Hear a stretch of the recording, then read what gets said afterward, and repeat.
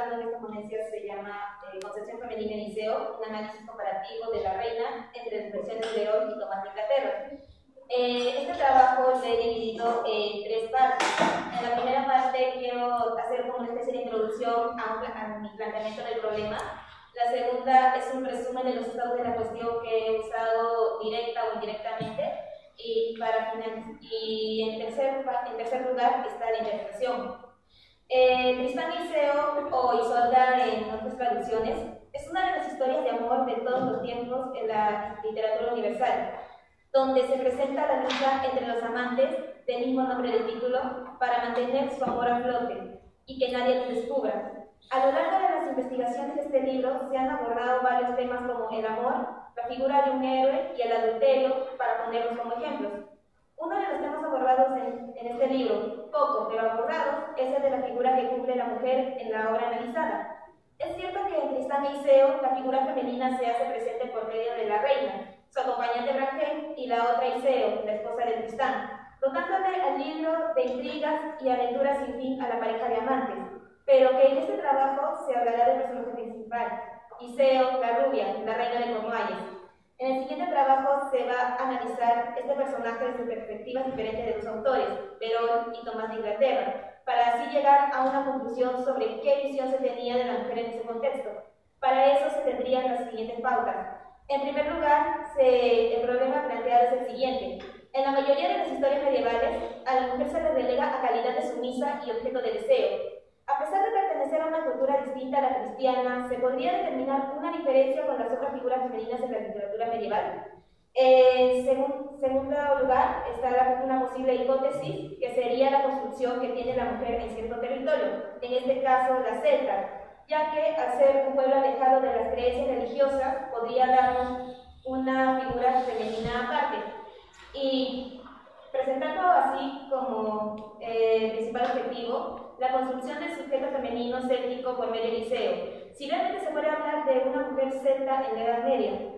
En la segunda parte, que en este caso sería el estado de la cuestión, está conformado por estudios sobre el aspecto femenino durante la Edad Media para entender el rol que cometían las mujeres. Por este aspecto se tiene el libro La mujer en la Edad Media de Enrique Finke, centrándose en el capítulo Estimación literaria de la mujer en la Edad Media, donde se presenta en un ámbito contextual la figura femenina concebida por los hombres para las inspiraciones de carácter literario, abarcando de los postulados que tuvieron los filósofos, mayormente santos u hombres de fe, a la figura de la mujer, otorgando al lector una dicotomía, la mujer santa y la mujer impura.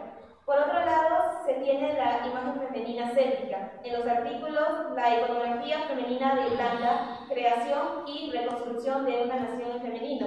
En este artículo se hace una referencia a una evolución de la literatura femenina en Irlanda, pero en esta ponencia se va a centrar en una sección que habla sobre la mujer en la mitología céltica y la mujer en el mundo celta.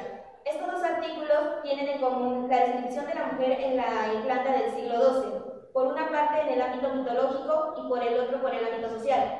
Estos dos artículos hablan que la mujer celta es una mujer independiente y contraria a la imagen sumisa que se imponía en toda la sociedad cristiana, que obviamente abarcaba la parte occidente de Europa.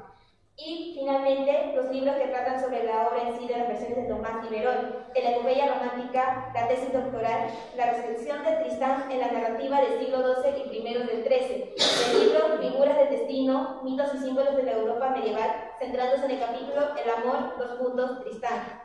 Y el texto El celar y los telones, Senefus na du vigor, de Truy Jussies a Desenor, y los efectos de la insatisfacción y las falsas apariencias, en Luis de Amor. Extraído de la tesis doctoral Los dos Tristán del siglo XII y la Fina Amor. Estos tres textos presentan de manera general un análisis de la obra abarcando varios ámbitos de la historia del amor, como por ejemplo el brebaje, la configuración del héroe, entre otros, pero que, a su vez, presentan estudios sobre el rol femenino que cumple en la obra, centrados en el personaje principal a analizar y mencionado. En este caso de la interpretación, quiero empezar abriendo una cita. Jake Roberts se tenía a Rosita. No obstante todo el culto caballeresco y la idealización de que fue objeto la mujer, el hombre medieval no vio en ella más que un ser ineducable, voluble, incalculable, en sus determinaciones y dominado por malas disposiciones. Un ser que ha de someterse al hombre y que solamente para el hombre existe. El hombre medieval vio en la mujer la Eva del Viejo Testamento, la que hizo caer al hombre en pecado, y sin la cual, no haciéndose interrumpido la santidad de Adán, no hubiera sido necesaria la redención. La idea de mujer en la Edad Media fue relegada a mero objeto de deseo y de actitud sumisa a lo largo de la literatura, teniendo en cuenta el postulado de varios filósofos medievales, la mayoría basados en citas bíblicas o de un pensamiento cristiano, que llegan a una conclusión que la mujer es el origen de todo mal y que a la vez se presenta como una imagen pura. La mujer, para la Edad Media, se presenta en una constante contradicción. Por un lado, se tiene a la mujer que va en camino del pecado, que no obedece los estamentos de la Iglesia, y por otro lado, se tiene a la mujer sumisa, la alabada por los trovadores como mero objeto de deseo y del que no se puede vivir sin el amor de la dama. Teniendo en cuenta, como introducción al análisis, esta idea se puede centrar en la obra en sí. Tristán y Iseo relata la historia de los amantes que, en distintas versiones de la historia, tienen que superar varios obstáculos para hacer realidad su amor iniciado.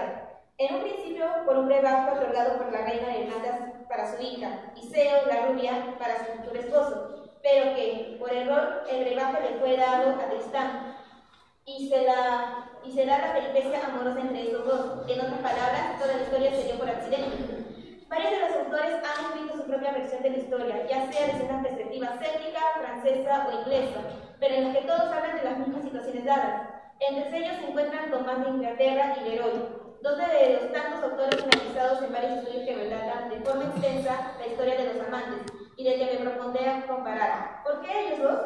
Porque ellos, a mi criterio, presentan a los personajes como son, se explayan en qué actitudes presentan. Para tomar como ejemplo de forma general, Tomás de Inglaterra presenta a dos amantes jóvenes que dan rienda libre a su amor y que lucharán contra una sociedad en la que ve mal vista su adulterio, mientras Leroy los presenta como dos jóvenes enamorados, pero, a diferencia de Tomás, son conscientes de sus actos. Ellos presentan culpa.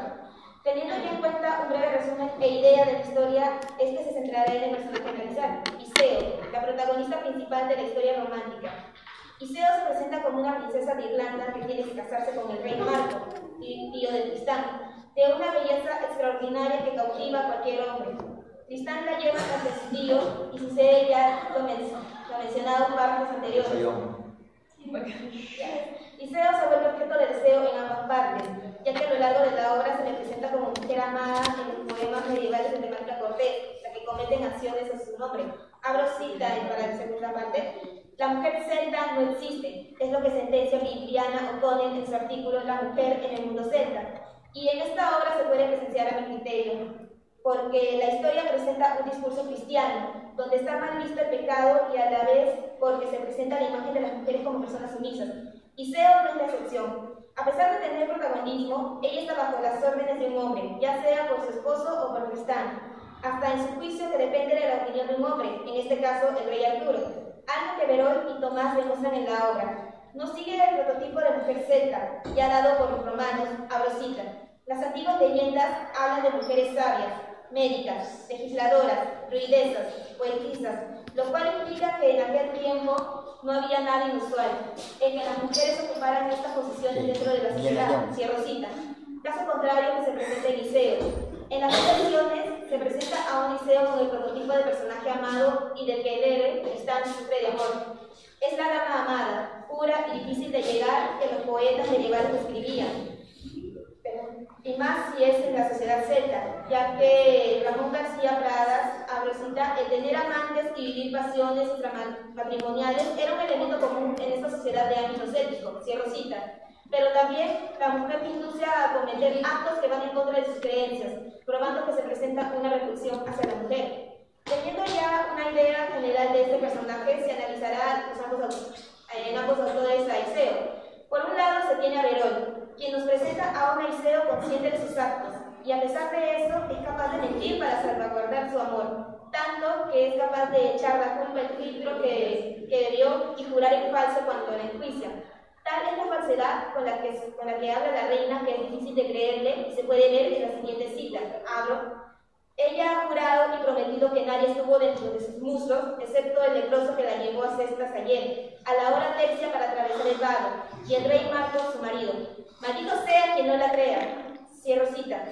En el momento en que se arrepiente, en una escena Cuando ella y Tristán se sienten culpables por lo sucedido, deciden buscar el perdón de Dios por medio de un ermitaño y acepta el juicio que sus enemigos tramaron en su contra, presentándose arrepentida y regresa con su marido a pesar que no la ama. Mientras Tomás nos presenta a una Eliseo, en palabras de la propia Gangén, abro cita, mentirosa y falsa, cierro cita, que da rienda suelta a sus pasiones, que sin importar lo que haga buscará su deseo de estar con Tristán, ya que, como lo afirma Finke, abro cita, la mujer a menudo aparece como inductora del pecado, cierro cita, y en palabras de Cirlot, abro cita, las mujeres aparecen como las tentadoras, recordando el suceso primordial, la expulsión del paraíso, cierro cita. En este caso, por medio del adulterio, teniendo como excusa el filtro que bebió con su amado antes de llegar a Cornualles, presentándose como una mujer transgresora ante la mirada religiosa de la época. En resumen, ambos autores configuran a Eliseo como una mujer mala que causa desdichas y la que el hombre medieval cristiano debería evitar. A pesar que ellos dos la describen como una mujer adúltera, la diferencia se centra en el discurso que ellos dos aplican para hablar del romance y configurar a la reina. Perón es más moralista que Tomás. En los párrafos de Perón se presenta, como ya se dijo, un discurso cristiano. Dios se hace presente en la historia como figura de arrepentimiento y de culpa. Por otro lado, Tomás se presenta romántico. No hay presencia religiosa. De hecho, ya que este autor apoya a los amantes y él mismo exhorta, abro cita, y saluda y habla a todos los amantes, a los pensativos y a los enamorados, a los sensuales y a los deseosos, a los ávidos de amor e incluso a los perversos y a todos los que escucharán estos versos. He reunido cuentos y versos y lo he hecho como ejemplo para embellecer la historia y que guste a los enamorados y puedan encontrar en muchos lugares cosas que puedan recordar, que encuentren en ella consuelo ante la inconstancia, ante la injusticia, ante las penas y ante el dolor y ante todas las trampas del amor. Cierro cita. Puede decirse que es Tomás de Inglaterra quien se centra en la descripción de sus personajes, que, abriendo cita, está cargado de información, cierro, dando a conocer cómo son cada personaje, sus pensamientos, sus deseos, etc. Algo distinto a Verón, que presenta una historia corta y no deja al lector una descripción más detallada de los personajes. A esto llegamos a una conclusión, en la cual dice: Eliseo, a pesar de ser una de las figuras femeninas de la mitología celta más importantes, se presenta como un personaje sumiso. La historia contada por estos autores nos presenta a un Eliseo como objeto de deseo. La presencia cristiana relega a la mujer de todos los ámbitos, la desprecia y presenta su finalidad de ser sumisa al hombre, ya sea por medio del padre o del marido. Pero a pesar de ser presentada como una mujer sumisa y al servicio de varón, ella se presenta como la mujer odiada por los estamentos cristianos, la mujer impura que induce al pecado, la Eva medieval, presentándose como mujer transgresora bajo la mirada cristiana por inducir al pecado al hombre, mal visto en la sociedad medieval. A pesar de presentar ciertas características de pertenecer a una cultura celta, de conocer métodos de curación, no se presenta como mujer conocedora de todas las actividades que determinan a la mujer celta. No se presenta de todo como una mujer libre, sino que deberá depender de alguien, ya sea de Tristán o de Marco. Ella no es transgresora por presentar o realizar las actitudes masculinas, sino por presentarse como una mujer que va en contra de los preceptos cristianos de la época, por ser vista como la mala mujer. Gracias.